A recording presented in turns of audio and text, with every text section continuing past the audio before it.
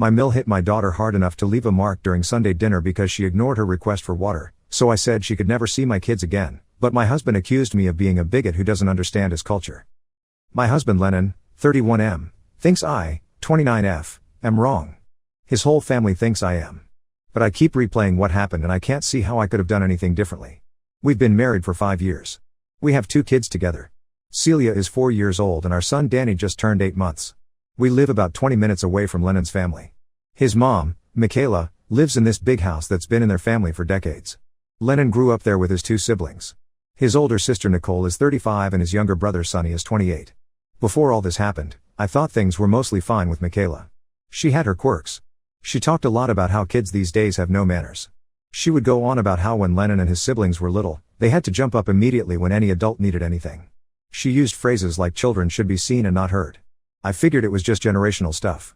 My own parents were pretty relaxed so her approach seemed strict to me, but Lennon said that's just how his family was. We went to Michaela's house most Sundays for dinner. It was always a big production. She would cook for hours. The whole family would come. Nicole would bring her husband Greg and their 2 kids. Sonny would come with his girlfriend of the month. The house would be packed with people and noise and Michaela running around making sure everyone had enough food. 3 weeks ago was when everything fell apart. It was a Sunday like any other. We got to Michaela's house around 4 in the afternoon. Celia had been excited all day because Michaela's house has this sunroom with big windows and Celia likes to play with her toys in there. We brought Danny's carrier and set him up in the living room where he could nap. Michaela made pot roast with all the sides. Everyone was talking over each other like usual. Greg was telling some long story about work. Nicole was on her phone. Sonny's new girlfriend looked overwhelmed by all the chaos. Celia had finished eating and asked if she could go play in the sunroom. I said yes and she ran off with her backpack full of toys. About 30 minutes later, Michaela got up from the table. She walked toward the sunroom. I was feeding Danny a bottle so I wasn't paying close attention. Then I heard this sound. It was loud and sharp. Like a crack. Celia started crying. Not her normal whining cry. This was different. High-pitched and scared. I handed Danny to Lennon and ran to the sunroom. Celia was standing there holding her face. Her left cheek was bright red. Michaela was standing over her with her hand still raised. Michaela said Celia had been ignoring her. She said she had asked Celia 3 times to bring her a glass of water from the kitchen and Celia had kept playing with her blocks instead. She said in her day children who ignored adults got corrected immediately. She said she barely touched her. Celia's cheek had a clear handprint on it. I picked Celia up. She was shaking and crying into my shoulder. I looked at Michaela and told her she was never to touch my children again. I said we were leaving. Michaela's face changed completely. She started crying. She said I was disrespecting her in her own home. She said she raised 3 children and never had anyone speak to her that way. She said I was turning her son against her. Then she went upstairs to her bedroom and slammed the door. Lennon came into the sunroom. He saw Celia's face. He asked what happened. I told him his mother hit our daughter. Nicole and Greg came in too. Nicole asked why Michaela was upstairs crying. I said she hit Celia and I told her never to touch our kids again. Nicole said I must have misunderstood. She said their mom would never actually hurt a child. She said their mom used to give them little pats when they misbehaved and it never hurt anyone. She said I was overreacting. I put Celia's shoes on and got Danny's carrier. Lennon followed me to the car. He didn't say anything the whole drive home. Celia fell asleep in her car seat still hiccuping from crying. When we got home, Lennon went straight to the bedroom. I gave Celia a bath and put her to bed early. She kept asking why Grandma was mad at her. I told her Grandma shouldn't have done that and it wasn't her fault. Lennon came out of the bedroom around 9. He said we needed to talk. He said I had embarrassed his mother in front of the whole family. He said in his culture, elders deserve respect and children are expected to listen. He said I had no right to ban his mother from seeing her grandchildren over a simple disciplinary action. I asked him if he saw Celia's face. I asked him if he heard her crying. He said kids cry over everything. He said his mother used to smack him and his siblings all the time and they turned out fine. He said I was making a big deal out of nothing because I didn't understand his family's background. Then he said something that made me realize how bad this was. He said I was being racist. He said I was judging his family's culture. He said I was acting like a bigot who thought she knew better than everyone else. I stared at him. I asked him if he really just called me racist for not wanting his mother to hit our daughter. He said I was twisting his words. He said he meant I was being insensitive to cultural differences in parenting. I told him there was no culture on earth where hitting a 4-year-old for not fetching water was acceptable. I told him his mother was not allowed in our house or around our kids until she apologized. He said I was trying to cut him off from his family. He said I was controlling and unreasonable. We didn't speak for the rest of the night. He slept on the couch. The next morning my phone started going off. Text after text. Nicole sent me a long message about how their mother was devastated. She said I had screamed at Michaela in front of everyone. She said Michaela was just trying to teach Celia manners. She said I owed their mother an apology. Sonny texted saying I was being too sensitive. He said kids need discipline. He said I was creating drama for no reason. Lennon's Aunt Linda called. She said Michaela had called her in tears. She said Michaela was saying I attacked her verbally and threw her parenting in her face. She said Michaela never even raised her voice at Celia. I texted Nicole back. I said her mother hit Celia hard enough to leave a mark. I said there was video evidence if she wanted to see it. Nicole said I was lying. Here's the thing. I had been recording Celia playing that afternoon. I was standing in the kitchen with my phone propped on the counter trying to get a cute video of her building a block tower. The phone was still recording when Michaela came in. The audio picked up everything. Michaela asking for water. Celia saying she was busy. Michaela telling her to get up right now. The sound of the slap. Celia crying. Michaela scolding her. I hadn't planned to use it. But after Nicole called me a liar, I knew I needed proof. I sent Lennon to take the video to his mother. I didn't want to see her. I told him to play it for her and then come home. He took his laptop and left. He came back 3 hours later. He said his mother watched it. He said she cried the whole time. He said she felt terrible but that she still thought I had overreacted by making such a scene. He said she wanted to move past this. I asked if she apologized to Celia. He said she would when things calmed down. I said that wasn't good enough. I said until she apologized to Celia specifically, she wasn't welcome around our kids. That was 2 weeks ago. Celia still flinches when someone raises their hand near her face. She hasn't asked about grandma at all. Lennon has been staying at Michaela's house every few nights. He says he needs space to think. His whole family is acting like I'm the villain here. Nobody except Sonny's girlfriend has reached out to ask how Celia is doing. It's all about how hurt Michaela is. How divided the family is. How I'm tearing everyone apart. I keep second-guessing myself. Maybe I did overreact. Maybe in their family this is just normal and I'm being too protective. But then I see Celia's face when I clap my hands too loud and she jumps. I see how she's more clingy now. And I know I can't let this go. Lennon came by this morning to get more clothes. He said his sister is having a baby shower next weekend and his mother will be there. He said he wants to bring Celia. I said absolutely not. He said I was using our kids as weapons. He called me manipulative. I don't know what to do anymore. I don't know if this marriage can survive this. I don't know if I'm asking too much by expecting an apology. Everyone keeps telling me I'm wrong but I can't shake the image of Celia's red cheek and the sound of her crying. Am I really being unreasonable here? Update 1. I wasn't going to update but some people sent me messages asking what happened, so here goes. The baby shower happened without us. Lennon took Celia anyway. I woke up that Saturday morning and Celia was gone. Lennon had come by early, around 6 in the morning, and took her while I was still asleep. He left a note saying they'd be back by evening. I called him 10 times. He didn't answer. I called Nicole. She said Celia was fine and I needed to stop being dramatic. She said the whole family wanted to see her and I had no right to keep her away. They got back at 8 that night.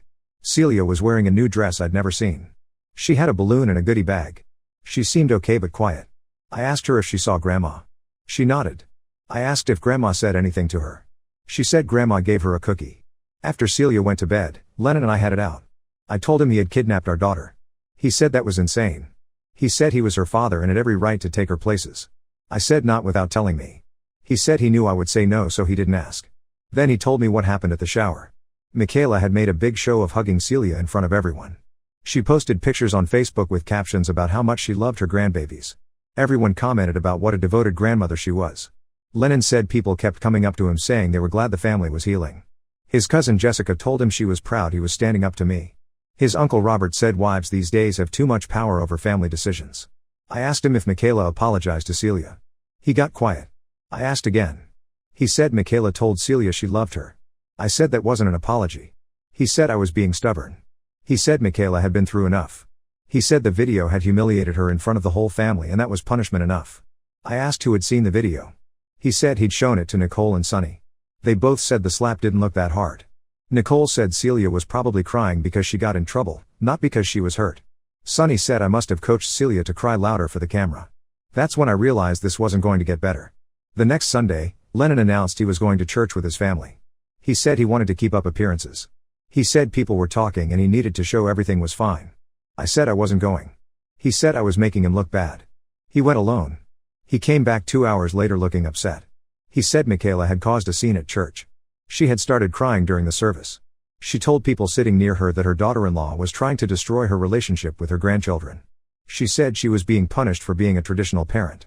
The pastor had apparently walked over during fellowship time and asked if everything was okay with the family. Michaela had said no, that her son's wife was keeping her grandchildren away from her over a misunderstanding. Several church ladies came up to Lennon after and told him he needed to fix things with me. One woman told him he needed to be the head of his household. Lennon said he was humiliated. He said his mother had made him look like he couldn't control his own wife. He said this was all my fault for not just letting it go. I reminded him that his mother hit our daughter. He said I needed to stop bringing that up. He said it happened once and she felt bad about it. He said I was holding a grudge. That week I started getting Facebook messages. Women from Lennon's church were reaching out. Some were nice. They asked if I was okay and if I needed anything. But most were not nice. They said marriage required forgiveness. They said I was setting a bad example for my children by not respecting my husband's family. They said children need their grandmother. One woman sent me a long message about how her own mother-in-law used to spank her kids and now they have a wonderful relationship. She said sometimes grandparents just have different methods but it all comes from love. She said I should pray about my resentment. I blocked most of them. But then Michaela posted something on Facebook that made everything worse. She shared one of those memes about grandparents' rights. The caption said something about how grandparents who are kept from their grandchildren for no reason should have legal options. She tagged Lennon. People commented agreeing with her. Lennon's family member shared it. His cousin said in the comments that some wives poison their husbands against their own mothers. His aunt said mothers-in-law are always the scapegoats. Lennon came home from his mother's house on Tuesday night. He said she wanted to have a family dinner on Friday. He said she wanted me to come. He said she wanted to clear the air. I asked if she was going to apologize to Celia. He said she wanted to apologize to me. I said that wasn't what I asked. He said she wanted to move forward. He said she wanted peace in the family. I told him I wasn't going. He said I had to. He said his mother had planned this whole thing and if I didn't show up it would make everything worse. He said I owed it to him to try. I asked what trying meant. He said I needed to accept his mother's apology and agree to let her see Celia again. I asked what about Celia's apology. He said Celia was 4 years old and wouldn't even remember this in a few months. I told him no. He said I was being unreasonable. He said he couldn't keep living like this. He said he was going to the dinner with or without me. He went without me. He took Celia with him again. This time he told me beforehand but said I couldn't stop him. I told him if he took her I would consider it the end of us trying to work this out. He took her anyway. They were gone for 5 hours. When they came back, Celia ran straight to her room. Lennon said the dinner was nice. He said his mother had made Celia's favorite foods. He said Michaela had cried and told me through Lennon that she never meant to hurt anyone. He said everyone hugged at the end and it felt like things could finally heal. I asked Celia what happened. She said Grandma kept hugging her. She said Grandma showed pictures on the TV of when Daddy was a baby. She said Grandma cried a lot. She said she didn't like it there. Lennon came into Celia's room while I was talking to her. He said I was interrogating her. He said I was trying to make her scared of his family. He said I was being manipulative. I told him to pack a bag. He said what? I said pack a bag and stay at his mother's house until he figured out what mattered more, our daughter's safety or his mother's feelings. He said I was insane. He said I couldn't kick him out of his own house. I said if he walked out that door with a bag, he better be ready for what came next. He said I was threatening him. I said I was protecting my kids. He grabbed some clothes and left. That was 4 days ago. Update 2: Lennon has been living with Michaela for almost a month now. He comes by every few days to see the kids. He takes Danny sometimes but I don't let him take Celia alone anymore. He says I'm being controlling. I say I'm being careful. The family group chat that I was added to when Lennon and I got married has been active. I muted it weeks ago but I check it sometimes to see what they're saying. At first it was all about me. Nicole kept posting things about mothers-in-law being treated badly. Sonny would chime in agreeing. Michaela's sister would share articles about parental alienation. Then something shifted.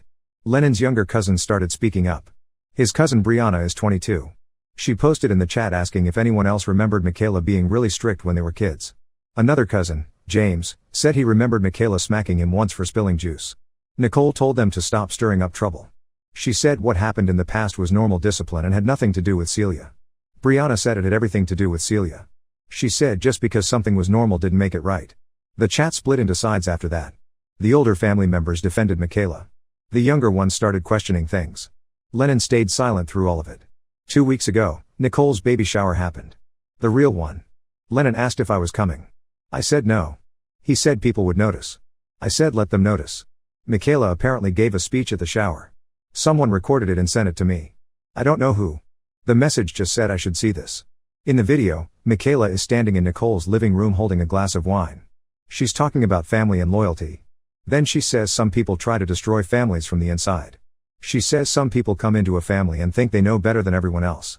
She says toxic people don't last because blood is thicker than water. Everyone clapped. Nicole hugged her. Lennon was standing in the background. He looked uncomfortable but he didn't say anything. I showed the video to my sister. She said I should save it for the divorce lawyer. I said I hadn't decided about divorce yet. She said I should start deciding. Lennon came by the next day. He said his mother hadn't meant me specifically with that speech. I asked him who else she could have meant. He said she was just emotional about Nicole's baby coming. He said I was looking for reasons to be upset. I asked him when he was planning to come home. He said when I stopped being unreasonable. I asked him to define unreasonable. He said when I let his mother see Celia again. I told him that wasn't happening until Michaela apologized to Celia directly. Not to me. Not to him. To Celia. Face to face. Acknowledging what she did wrong. He said his mother would never do that. I said then I guess we know where we stand. He left. Celia asked me later why Daddy didn't stay for dinner. I said Daddy was staying at Grandma's house for a while. She asked if it was because of her. I said no. She didn't look convinced. Last week, Michaela showed up at Celia's preschool. The teacher called me. She said Celia's grandmother was there trying to sign Celia out early. She said she told Michaela she wasn't on the approved pickup list. Michaela apparently made a scene. She said she was being denied access to her own granddaughter. She said I had brainwashed the school staff against her. Security walked her out. The director called me in for a meeting. She asked if there were custody issues she needed to know about. I explained the situation. She said they would make a note in Celia's file. She said Michaela was now flagged and wouldn't be allowed on campus. Lennon called me that night. He was furious. He said I had humiliated his mother at Celia's school. He said Michaela was just trying to surprise Celia with a fun afternoon. I said Michaela was trying to take Celia without permission. He said I was paranoid. I asked him how Michaela even knew what preschool Celia went to. We'd never told her. He got quiet. I asked him again. He admitted he'd mentioned it when Michaela asked. He said she was just curious. He said he never thought she would actually go there. I told him he needed to tell his mother to stop. He said I needed to stop being so hostile. He said if I would just agree to supervised visits this wouldn't be a problem. I said the problem was his mother didn't respect boundaries. He said the problem was me creating boundaries that didn't need to exist. We hung up. I called a lawyer the next day. The lawyer said I should document everything. I showed her the video of the slap. I showed her the Facebook posts. I showed her the texts from family members. I showed her the video of Michaela's speech at the shower. She said I had a strong case for a restraining order against Michaela if needed. She said the custody arrangement would favor me given Lennon's current instability. I haven't filed anything yet. Part of me keeps hoping Lennon will wake up. Part of me keeps hoping he'll choose us over his mother. But then yesterday he sent me a text. He said his mother wanted to have another family dinner. He said this time it would be just the four of us. Him, me, Michaela, and Celia. He said Michaela promised to apologize. He said this was my chance to fix everything. I asked him what Michaela was going to apologize for specifically. He said for the misunderstanding. I said it wasn't a misunderstanding. She hit our daughter. He said I was being pedantic. He said I knew what he meant. I told him no. He said I was giving up on our marriage. I said he gave up on our marriage when he chose his mother's feelings over our daughter's safety. He hasn't responded since then. Celia asked me this morning if Daddy was coming home. I said I didn't know. She said she missed him. Then she asked if we could go back to Grandma's house because she missed the sunroom. I said maybe someday but not right now. She said okay and went back to playing. Danny is crawling now. He doesn't know any of this is happening. He smiles when Lennon comes over. Lennon holds him and looks sad. I don't know what he's sad about. He's the one who chose to leave. Update 3. It's been 3 months since my last update. I'm writing this from my sister's house. We moved here 6 weeks ago. Lennon filed for divorce first. His lawyer sent the papers to my house. The grounds listed were irreconcilable differences. There was a custody proposal. He wanted 50-50 split with Celia. He wanted Michaela to have grandparent visitation rights written into the agreement. My lawyer filed a counterproposal. Primary custody to me. Supervised visitation for Lennon until he demonstrated he could maintain boundaries with his mother. No contact between Michaela and the children until she completed parenting classes and provided a written apology. The court date was set for 4 weeks out. In the meantime, Lennon was allowed supervised visits with both kids at a neutral location. He came every Tuesday and Thursday to the community center. He would play with Celia and Danny for 2 hours while a supervisor watched. Celia warmed up to him again during these visits. She would show him her drawings. He would push her on the swings. It almost looked normal except for the stranger in the corner taking notes. 2 weeks before court, Lennon called me. He said he wanted to talk without lawyers.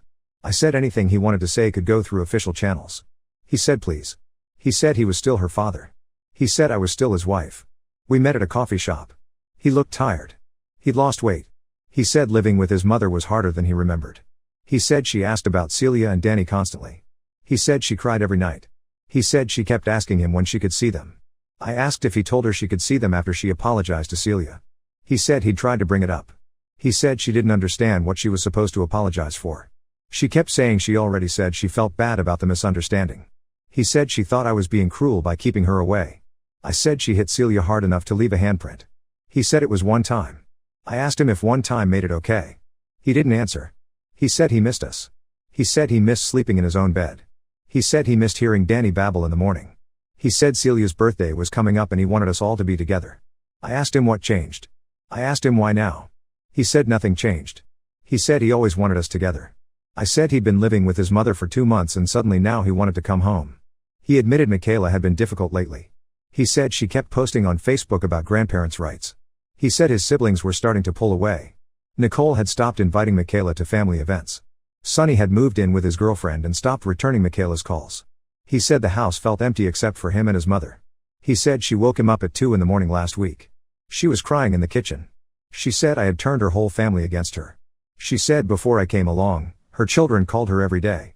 She said I had poisoned Lennon's mind. He said he realized then that maybe I was right. Maybe his mother did need help. But he said he couldn't just abandon her. He said she was his mother. I told him I never asked him to abandon her. I asked him to put his daughter first. I asked him to require his mother to take responsibility for hitting Celia.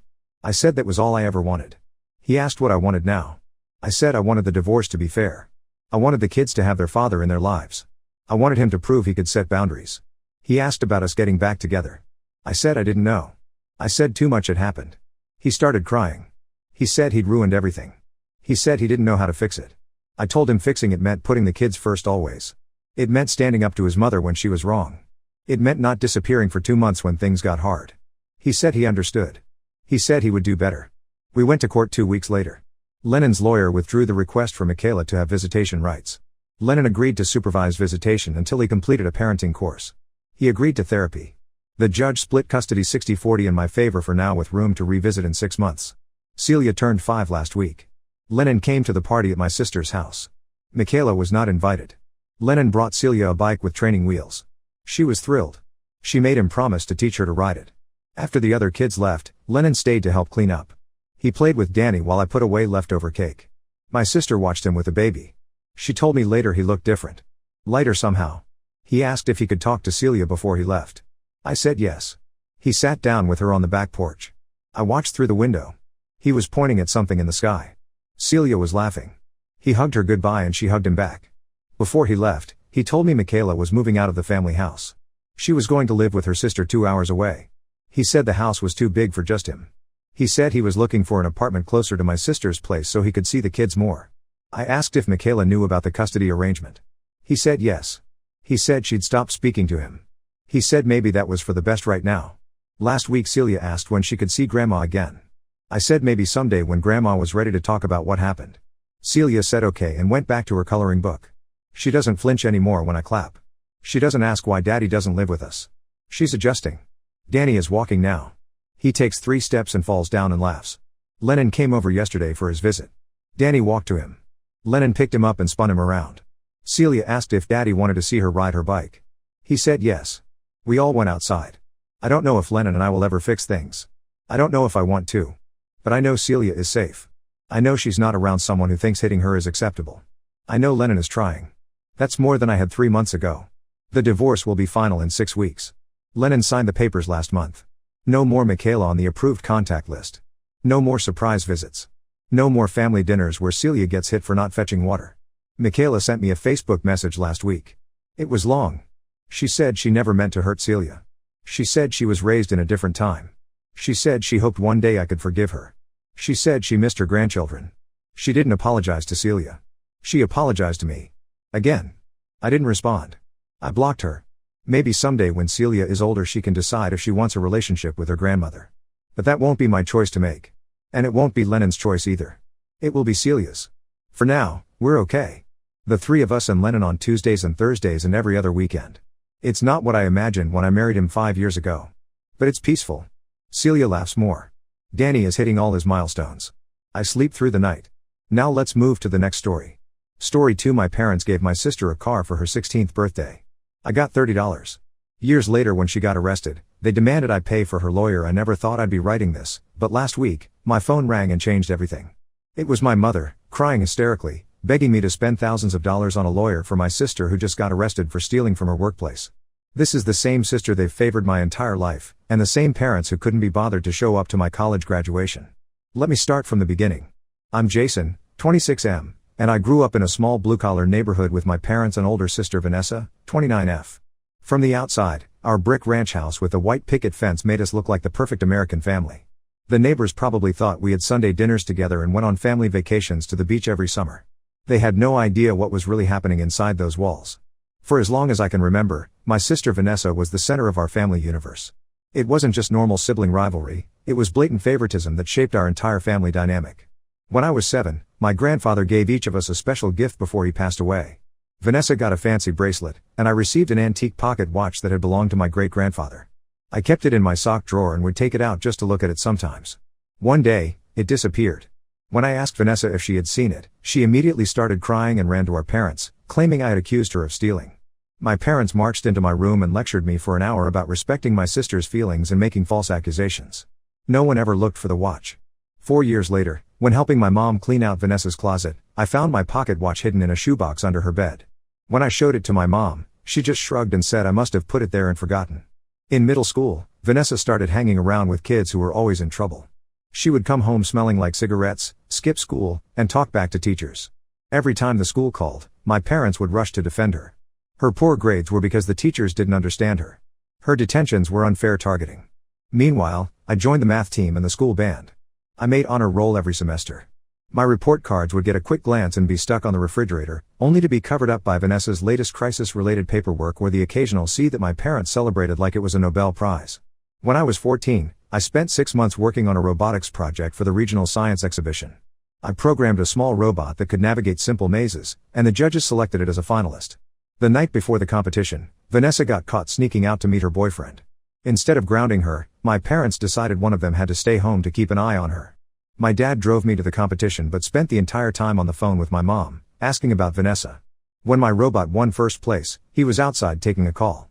I rode home with my trophy in my lap while my dad talked about how we needed to stop at the grocery store to get ingredients for Vanessa's favorite meal because she'd had such a rough day. For Vanessa's 16th birthday, my parents threw her a massive party at the local community center. They hired a DJ, ordered a custom cake, and even gave her a used Toyota Corolla they'd been fixing up for months. For my 16th birthday 2 years later, I got a card with $30 inside and my mom made spaghetti for dinner.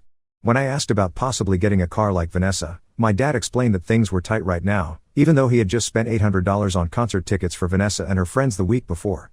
Despite everything, I kept trying.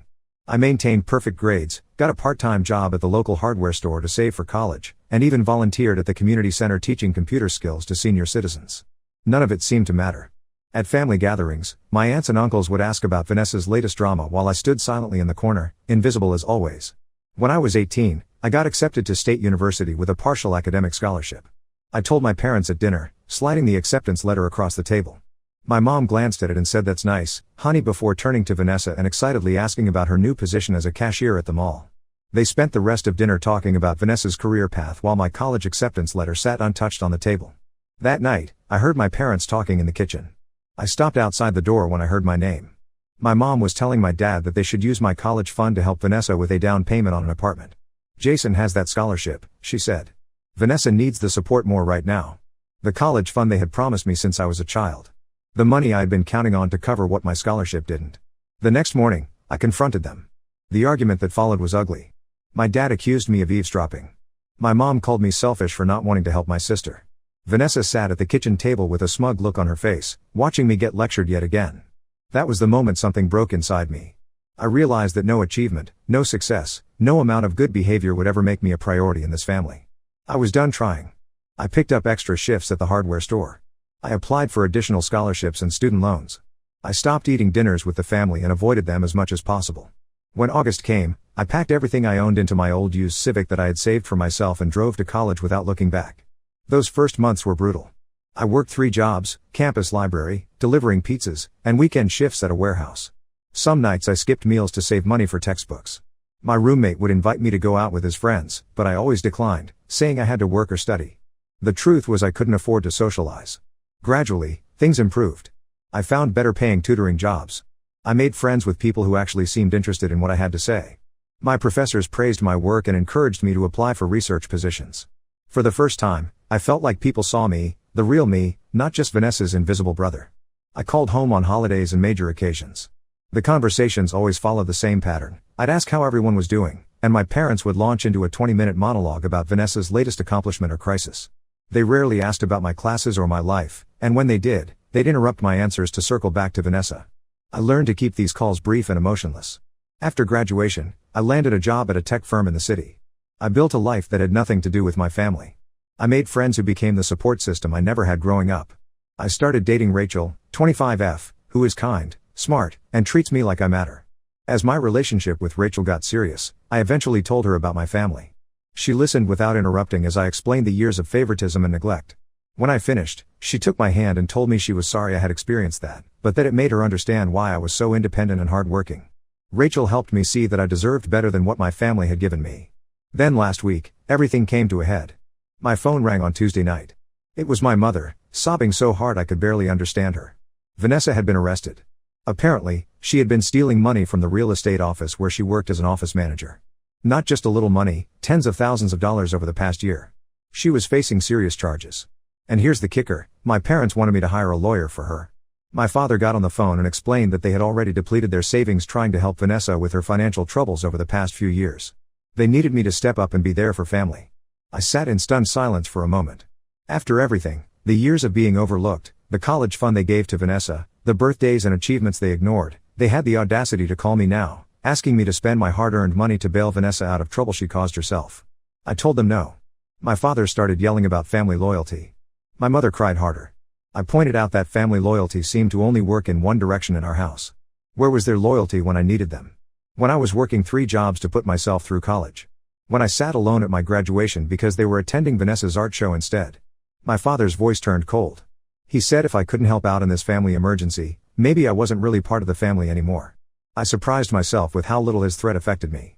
I calmly told him that I hadn't felt like part of their family since I was a child, so this wasn't much of a loss. Then I hung up and blocked their numbers. Rachel found me sitting on the balcony of our apartment an hour later, staring at the city lights. A part of me felt like that little boy again, desperately wanting my parents' approval. But a bigger part felt relieved. I was tired of being the responsible one, the forgotten one, the one expected to clean up everyone else's messes while never receiving the same support in return. Rachel reminded me of how far I've come, how I've built a good life despite my family's treatment. She said helping Vanessa now would just be falling back into the same unhealthy patterns. So here I am, wondering if I made the right choice. Am I wrong for refusing to help my sister, for finally standing up for myself after all these years? Or should I have taken the high road, even after everything they've done? Update 1 first, I want to thank everyone for the supportive comments on my original post. Reading through them confirmed what I already knew deep down. I made the right decision in not bailing out my sister. About 2 weeks after I blocked my parents' numbers, I started receiving calls from unknown numbers. At first, I ignored them, assuming they were my parents trying to get around the block. Eventually, I answered one and was surprised to hear my Uncle Brian, 50M, my dad's younger brother. Uncle Brian and I weren't particularly close growing up, but he was always decent to me. I remember when I was 11, he gave me a model airplane kit for Christmas. While I was putting it together in the living room, Vanessa started complaining that her gifts weren't as good as mine. My parents spent the next hour consoling her and promising to take her shopping the next day. Uncle Brian sat down beside me and helped me finish the model while everyone else was focused on Vanessa. It's one of the few childhood memories I have of an adult paying attention to me. Uncle Brian told me my parents had been calling everyone in the family asking for money for Vanessa's legal defense. Apparently, they had already maxed out their credit cards, taken a second mortgage on the house, and were now desperate. He refused to give them money, which led to a huge argument with my dad. During that fight, a lot of family history came out. Uncle Brian revealed that many relatives had distanced themselves from my parents over the years because of Vanessa's behavior and my parents' constant enabling. He mentioned an incident from when I was 13 that I had completely forgotten about. We were at a family reunion, and Vanessa, 16 at the time, pushed our cousin Mark into the pool, while he was fully clothed and holding his brand new smartphone. Instead of making Vanessa apologize or pay for the damaged phone, my parents claimed Mark must have provoked her somehow. Uncle Mark's parents were so angry they left the reunion early and stopped coming to family gatherings after that. According to Uncle Brian, Vanessa stole over $75,000 from her workplace over the course of a year.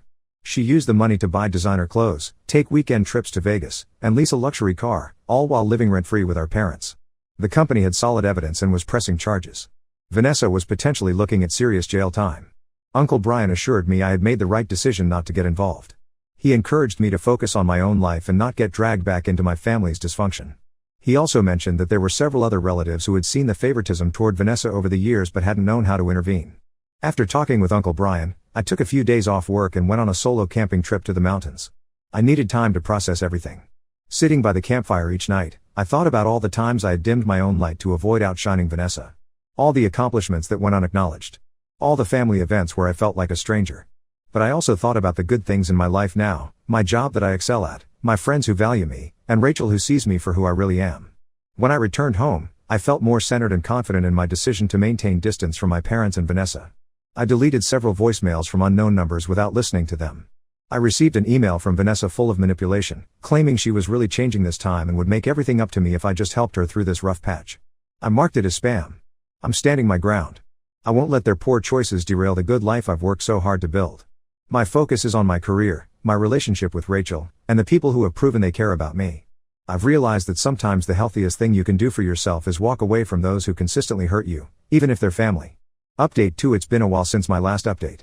A lot has happened, and I wanted to share it with you all. First, I learned through Uncle Brian that Vanessa's trial concluded last month. She was found guilty on all charges and sentenced to 3 years in state prison. The judge was particularly harsh because the evidence showed she had been methodically stealing from the company for over a year, creating fake vendor accounts and forging documents. My parents managed to scrape together enough money for a defense attorney, but the evidence against her was overwhelming.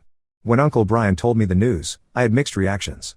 I don't wish prison on anyone, but there's a certain symmetry in Vanessa finally facing consequences for her actions.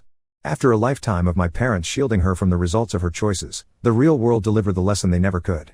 My relationship with Rachel continues to grow stronger. Last month, we moved in together. Living with someone who respects me as an equal partner is still a novel experience.